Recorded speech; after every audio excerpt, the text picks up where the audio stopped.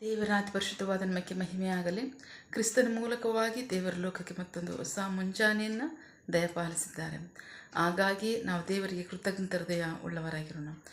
ಈ ದಿನದ ದೇವರ ವಾಕ್ಯ ಯೆರೆಮೀಯ ಪ್ರವಾದಿ 2ನೇ ಅಧ್ಯಾಯದಲ್ಲಿ 32ನೇ ವಾಕ್ಯ. ಯುವತಿಯು ತನ್ನ ಆಭರಣಗಳನ್ನು ಇಲ್ಲವೇ ಮೊದಲಗಿತ್ತಿಯು ತನ್ನ ಒಡ್ಡಾಣ್ಯವನ್ನು ಮರೆತು ಬಿಡುವಳು.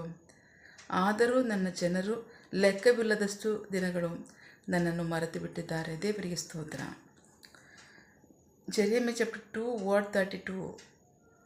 Does the young woman forget her jewelry, her bride, her wedding dress? But my people have forget me for more days that can be counted. ದೇವರಿಗೆ ಸ್ತೋತ್ರ. ನಾವು ವಾಕ್ಯ ಭಾಗ ನೋಡ್ತಾ ಇದ್ದೀವಿ ಪ್ರೀತಿಯ ಮಕ್ಕಳೇ. ವಾಕ್ಯ ಭಾಗದಲ್ಲಿ ಕರ್ತನ ಸುರಕ್ಷಿತ ದೇವರಿಗೆ ಮುಂಜಾನೆ ಸಮಯದಲ್ಲಿ ನಮ್ಮ ಸಂಘಟನೆ ಮಾತನಾಡ್ತಾ ಇದ್ದಾರೆ. ಒಂದು ಮದುವೆ ಆಗ್ತಕ್ಕಂಥ ಹೆಣ್ಮಗಳು ತನ್ನ ಆಭರಣಗಳನ್ನ ಮರೆತುಬಿಡ್ತಾಳ? ಮರಿಲ್ಲ. ಹಾಗೆ ಅವಳು ಡ್ರೆಸ್ನ ಮರೆತುಬಿಡ್ತಾಳ? ಖಂಡಿತ ಮರೆಯಲ್ಲ. ಆದರೆ ನನ್ನ ಜನರು ಲೆಕ್ಕವಿಲ್ಲದಷ್ಟು ದಿನಗಳು ನನ್ನನ್ನು ಮರೆತು ಬಿಟ್ಟಿದ್ದಾರೆ ಅಂತ ಮುಂಜಾನೆ ಸಮಯದಲ್ಲಿ ನಮ್ಮ ಸಂಘಟನೆ ಮಾತನಾಡ್ತಾ ಇದ್ದಾರೆ. ದೇವರಿಗೆ ಸ್ತೋತ್ರ. ನಮ್ಮ ಜೀವಿತಗಳಲ್ಲಿ ಎಷ್ಟು ಸನ್ನಿವೇಶಗಳನ್ನ ದೇವರು ಮರೆಯುವಂಥ ಕಾರಣ ಹಿಡಿದಿದೆ.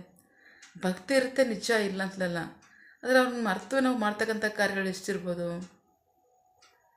ಎಷ್ಟು ಸಾರಿ ನಾವು ಅವಿಧೇಯರಾಗಿ ಹಿಡ್ಕೊಂಡಿರ್ಬೋದು, ದೇವ್ರಿಗೆ ವಿಧೇಯರಾಗದೆ ಅವಿಧೇಯರಾಗಿ ಹಿಡ್ಕೊಂಡಿರ್ಬೋದು. ಎಷ್ಟು ಸಾರಿ ನಾವು ಪ್ರೀತಿಯನ್ನು ತಿರಸ್ಕಾರ ಮಾಡಿರ್ಬೋದು, ಕನಿಕರನ್ನ ಬಿಟ್ಟಿರ್ಬೋದು, ಸಹೋದರತ್ವನ ಮರ್ತಿರ್ಬೋದು, ದಯೆಯನ್ನು ಮರ್ತಿರ್ಬೋದು, ನಂಬಿಗಸ್ತರ ನಡ್ಕೊಳ್ದೇ ಇರ್ಬೋದು.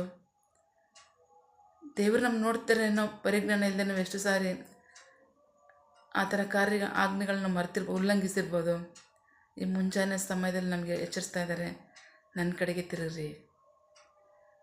ನೀವು ಮಾಡ್ತಕ್ಕಂಥ ಎಲ್ಲ ಕಾರ್ಯಗಳು ನನಗೆ ಗೊತ್ತು, ಹಾಗಾಗಿ ನೀವು ನನ್ನ ಕಡೆಗೆ ತಿರುಗಿ. ದೇವರಿಗೆ ಸ್ತೋತ್ರ. ಮುಂದಿನ ವಾಕ್ಯಗಳಲ್ಲಿ ಇನ್ನೂ ಕಠಿಣವಾಗಿ ಅವರು ಹೇಳ್ತಾ ಇದ್ದಾರೆ. ಸೊ ಹಾಗಾಗಿ ದೇವರನ್ನ ಮರೆತು ನಾವು ಎಷ್ಟು ಕಾರ್ಯಗಳನ್ನ ಮಾಡಿದ್ದೀವೋ, ಎಷ್ಟು ಸನ್ನಿವೇಶಗಳನ್ನ ನಾವು ಇಷ್ಟಾನುಸಾರವಾಗಿ ನಡ್ಕೊಂಡಿದ್ದೀವೋ, ಅದನ್ನು ಮರೆತು ಈ ಮುಂಜಾನೆ ಸಮಯದಲ್ಲಿ ನಮ್ಗೆ ಹೇಳ್ತಾರೆ, ಎಚ್ಚೆತ್ಕೊಂಡು ನನ್ನ ಕಡೆ ತಿರುಗ್ರಿ ಅಂತ. ಆಮೇಲೆ ನಾವು ಮಾನಸಾಂತರವನ್ನು ಮರೆತು ಇಷ್ಟಾನುಸಾರ ಜೀವಿತನ ಬಿಟ್ಟು ಮಾನಸಾಂತರ ಪಟ್ಟು ದೇವರ ಕಡೆ ತಿರುಗೋಣ. ಆಮೇಲೆ ಪ್ರಾರ್ಥಿಸಿಕೊಳ್ಳೋಣ. ಸಕಲ ಸೃಷ್ಟಿಕರ್ತನೇ, ಸರ್ವಾಧಿಕಾರಿಯೇ, ಸಾರ್ವಭೌಮನೇ, ಉನ್ನತನೇ, ಮಹೋನ್ನತನೇ, ಮಹಾಪರಿಶುದ್ಧನೇ, ಪ್ರೀತಿ ಸ್ವರೂಪನೇ, ನೀತಿವಂತನೇ, ಅಧಿಪತಿ, ಸೇನಾಧೀಶ್ವರನೇ, ಇರುವಾತನೇ, ಸರ್ವವ್ಯಾಪಿ ಸಪ. ಇದರ ವಾಕ್ಯಗಳ ಮೂಲಕವಾಗಿ ನಮ್ಮ ಸಂಗಡ ಮಾತಾದಂತಹ ನಿಮ್ಮ ಪ್ರೀತಿಗಾಗಿ ನಂಬಿಗಸ್ತಿಗೆ ನಿಮಗೆ ಸ್ತೋತ್ರ. ಈ ಮುಂಜಾನೆ ಸಮಯದಲ್ಲಿ ನಮ್ಮ ಸಂಗಡ ಮಾತನಾಡ್ತಾ ಇದ್ದೀರಾ. ಒಬ್ಬ ಮದುವೆ ಹೆಣ್ಮಗಳು ತನ್ನ ಆಭರಣಗಳನ್ನ ಬಿಟ್ಟು ಅಥವಾ ತನ್ನ ಮದುವೆ ವಸ್ತ್ರಗಳನ್ನ ಬಿಟ್ಟು, ಅದು ಮದುವೆ ಅವಳ ಹೃದಯದಲ್ಲಿ ಅದು ಮಾಡೋದು ಇಲ್ಲ, ಅಷ್ಟು ಮಾತ್ರ ಇಲ್ಲ, ಅದು ಆ ಸ್ಥಾನಕ್ಕೆ ತಕ್ಕದ್ದು ಅಲ್ಲ. ಆದರೆ ನಾವು ನಿಮ್ಮನ್ನು ಮರೆತು ಮಾಡಿರ್ತಕ್ಕಂಥ ಸನ್ನಿವೇಶಗಳು, ಕಾರ್ಯಗಳು, ಎಷ್ಟೋ ಸನ್ನಿವೇಶಗಳಿರ್ಬೋದು. ಸ್ವಲ್ಪ ನಮ್ಮನ್ನು ಕ್ಷಮಿಸಿ, ನಾವು ನಂಬಿಗಸ್ತರಾಗಿ ವಿಧೇಯರಾಗ್ತೀವಿ. ನಿಮಗೆ ಕನಿಕರಿಸಿ ಕೃಪೆ ಮಾಡಿ, ನಿಮಗೆ ಮಹಿಮೆಯುಂಟಾಗಲಿ, ನಮಗೆ ಆಶೀರ್ವಾದವಾಗಲಿ.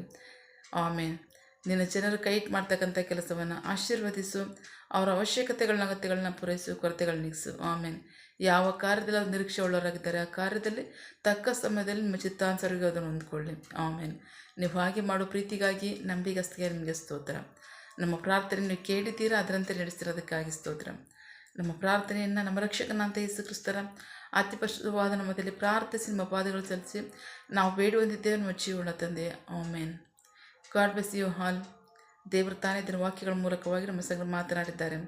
ಮಾನಸಾಂತರ ಪಡೋಣ, ದೇವರ ಕಡೆ ತಿರುಗೋಣ, ಆಜ್ಞೆಗಳನ್ನ ಅನುಸರಿಸೋಣ, ಆತ್ಮಗಳನ್ನ ಕಾಪಾಡ್ಕೊಳ್ಳೋಣ. ಆಮೇನ್. All the best.